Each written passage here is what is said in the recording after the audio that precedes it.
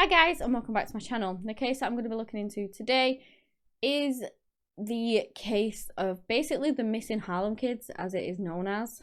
It's about two little boys who went missing in Harlem's Park in New York in 1989. Both boys' cases are very similar. Happened in literally the same park within a couple of months of each other. So obviously people do believe that they are tied. It's highly possible that they may just be a coincidence that they were both taken from the same park in the same sort of circumstances. But obviously when they are very similar, it does lead people to believe that they are linked. So these boys are Christopher, Dansby and Shane Walker. There is also another possible connection in this case that some people believe it is, some people believe it isn't. I'll give you the details of it more towards the end of the video, but it is the murder of Monique Rivera and the disappearance of her little boy Andrew Bryant. And again, people do believe that there's possible connections between all three. This case was suggested by CD, so thank you for that. I appreciate any suggestions you guys have, and of course if you do have any more, please do let me know.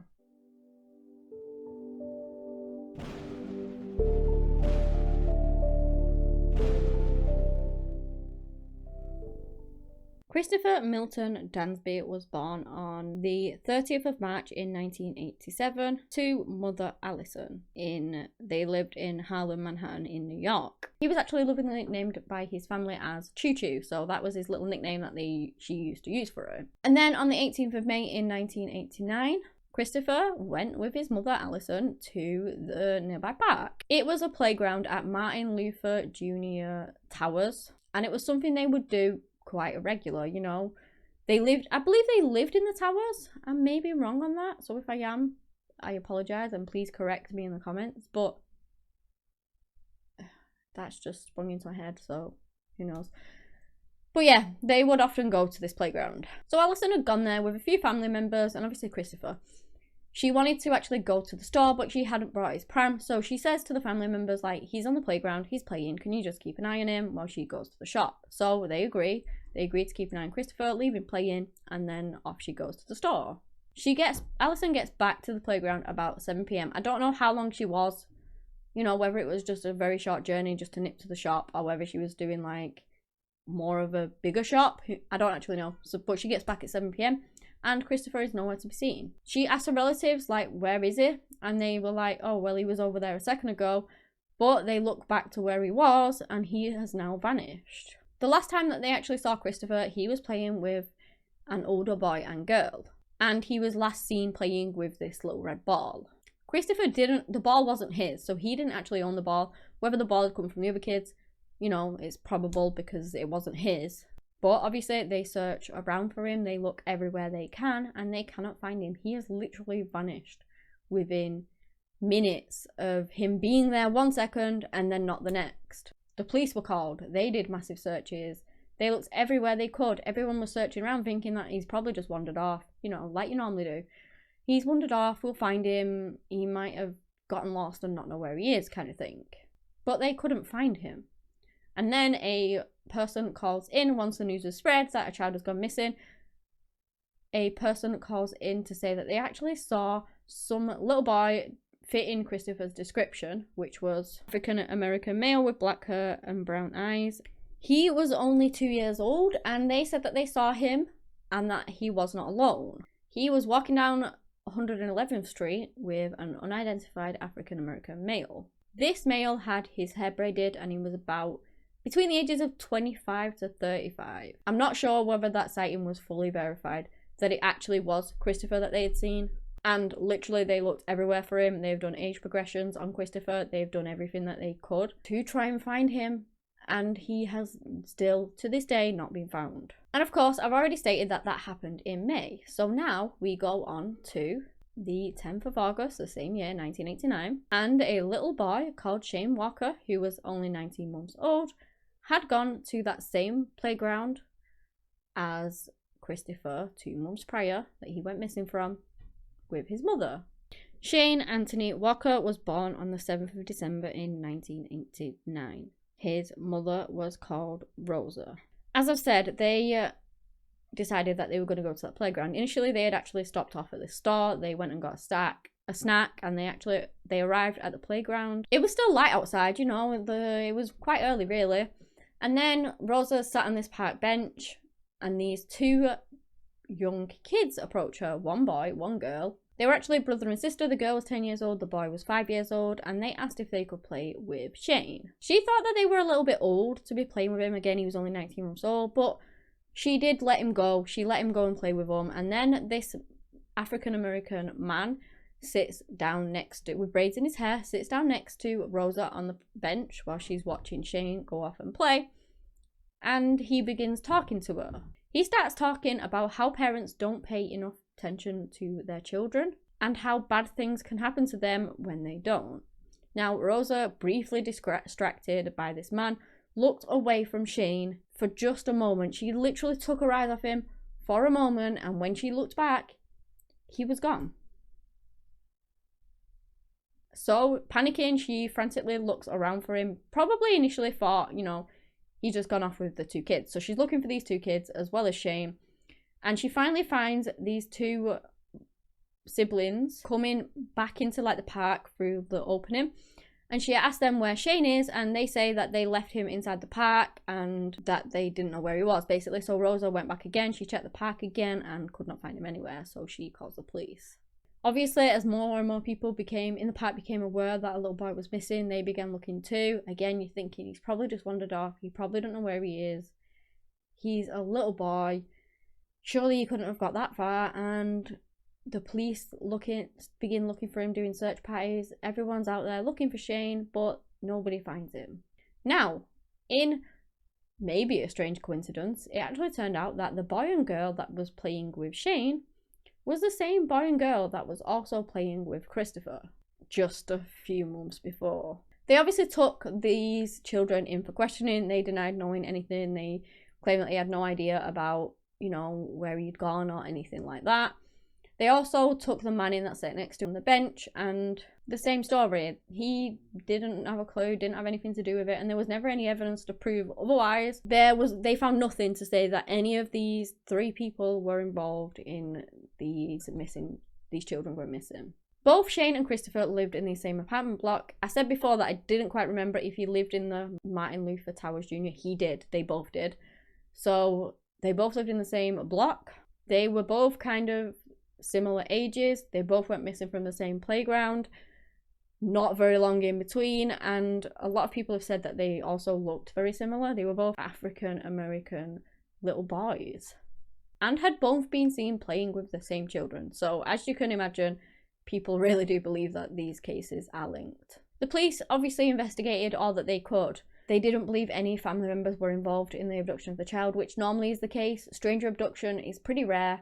It's normally, unfortunately, their own family, which is just awful to think that your own family could do something like that. But it happens more than you think.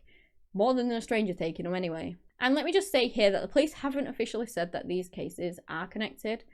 And that's just worth mentioning. But obviously you can see the clear lines of similarities between the two. And just the fact that they went missing from the same place within, you know, months of each other, it's very, very unusual. It's actually thought that possibly somebody took Christopher and that he had that special bond with his mother, and he couldn't take, like, if somebody took him to raise him as their child, say, like, they couldn't have children and they wanted him as their own, so they take him. He ends up with a new family, with a new mum, and he was so attached to his actual mother that he would not accept a new mother, and this is why they then went back out to grab another little boy that maybe would be more willing to accept a new family member, somebody new as their mother, and that is why they took Shane. Obviously, that is a complete theory, and I have jumped into that way too soon thinking about it now, but I just felt like it fitted in here, I guess. And then you have the case of Monique's murder with her son Andre going missing. Andre was just 6 weeks old when he vanished. Monique was 25, and she did have two other children as well. And Andre was just her youngest. One of her sons was called Timothy. He was 7 years old, and she also had a son called Thomas. Her husband was called Timmy Byron, and again, they were just one happy little family. They all lived in Brooklyn in this apartment. The day before Monique actually went missing, she told her sister-in-law that she ran into these two African-American women and that they drove this burgundy Pontiac, I believe. And Monique stated that she went to school with one of them and they began chatting. Apparently, they seemed very fond of, obviously, Andre. He was only a 6-week-old baby. He was a beautiful little bundle of joy. And they were very, very sort of fussing over him and interested in him. She ends up going shopping with these two women, with Andre, and they end up buying some things. And then they actually arranged to do the same again the next day, which coincidentally was the day of Monique's and Andre's disappearance. It was the 29th of March, 1989. And basically she had asked her sister-in-law to come around to babysit her 3 kids so that she could go out, and they were going to go on this other shopping trip, I believe. But then she receives a phone call from a payphone, and it's the 2 women, and they tell her that she should bring Andre with her. Now, obviously she already had planned not to. She had a babysitter, but she thinks, well, what the heck, and she brings him along. That would be the last time that Monique was seen alive and that Andre was seen again. Sadly, her body was found 2 days later by a jogger. It had been dumped on this road and there was no sign of Andre.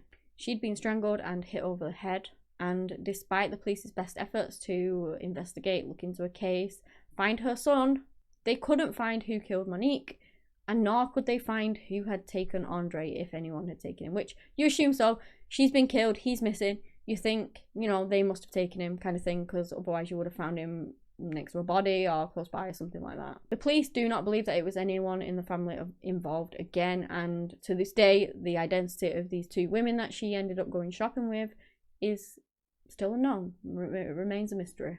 I also have seen statements that Monique saw these women using fraudulent cards when she went out and to do the shopping, and obviously she told her husband about that. He wasn't happy about any of it, and maybe that you could say that has potential that they may be linked to other illegal activities. Some people also believe that they asked her to bring Andre with her so that if they were paying with these fraudulent cards, they looked more trustworthy if they've got a mum and a newborn baby kind of thing as well. But yeah, we have no idea what happened to Shane, Christopher, or Monique and Andre. And there are a lot of people who do think that all 3 are linked. Some people only think that the 2 are linked. Some people think none are linked. But you're going to get theories and everything with every case. You always do. There are multiple theories in this. Obviously, there's that these boys were taken by an organised crime ring. That maybe some people who are desperate to have children but cannot end up paying for them and essentially buying kids.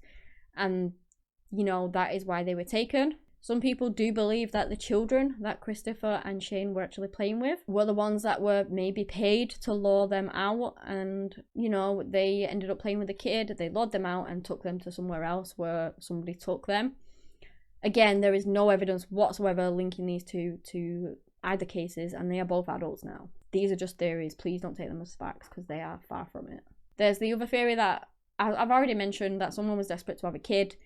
They end up taking Christopher. He didn't want a new mum. He wanted his actual mum. And then they ended up taking Shane because Christopher wasn't very accepting of it. And again, if this is the case, then Shane and Christopher are probably still out there.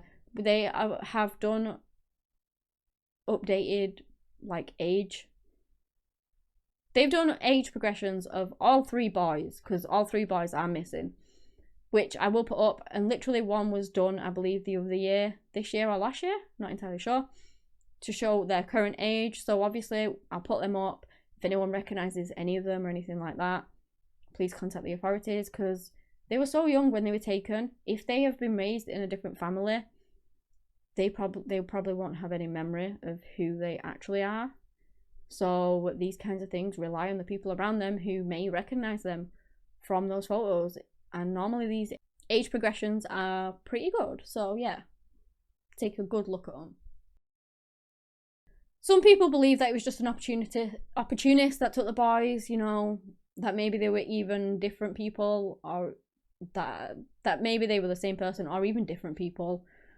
Others think that maybe the boys just wandered off and got lost, and who even knows, but surely it was within minutes. I honestly don't really believe that one, because there was that many people looking for them very quickly that I would have thought they would have been found. I could be wrong, but, you know, that's just my thought on it. Realistically, we have no idea what happened to Shane Walker, what happened to Christopher Dansby. We don't know who killed Monique Byron, and we also have no idea what happened to Andre Byron. We literally nothing. The cases are very cold. They were featured on a TV series.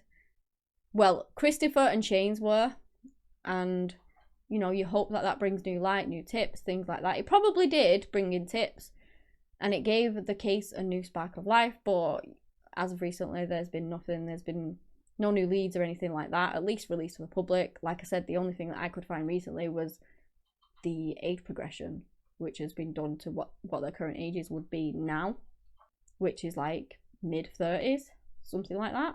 So yeah, if anybody has any information on any of these cases, please do let the authorities know. Hopefully one day that these will get solved. I really truly hope they are still out there somewhere, because they were so young and so innocent when they were taken. And I just hope that if somebody did take them for them to be their child, obviously it is illegal and it's very wrong, and they shouldn't have done it. But if that is the case, at least they will still be alive out there. And I do hope that if that is the case, they at least had a happy life. But I truly hope that for their parents' sake, one day, if that is the case, they will realise and come home. Because it's just so tragic losing your child like that. The mothers and the families are just so broken and so devastated. It's just something you never get over, especially when you don't know what happened to them. If you, say, find a body and you know that they are no longer alive, I'm not saying that you get over it, because you never ever will in a million years, but you do move on. The hole is always going to be there. The broken family is always going to be there, but you do move on. You are forced to. You have no choice. But on the other hand, if you're still thinking that there's hope and that they're still out there somewhere, you may be expecting that phone call or them to walk through your door one day, your entire life, and there's just no closure there. There's no moving on from that. So I truly hope that one day we do find out. But yeah, that's the end of the case. If you guys have enjoyed this video, give me a big thumbs up, subscribe to the channel for similar content. Anyway guys, that's all I have today on the case of Christopher, Shane, Monique and Andre. Thank you so much for watching, and until next time, bye.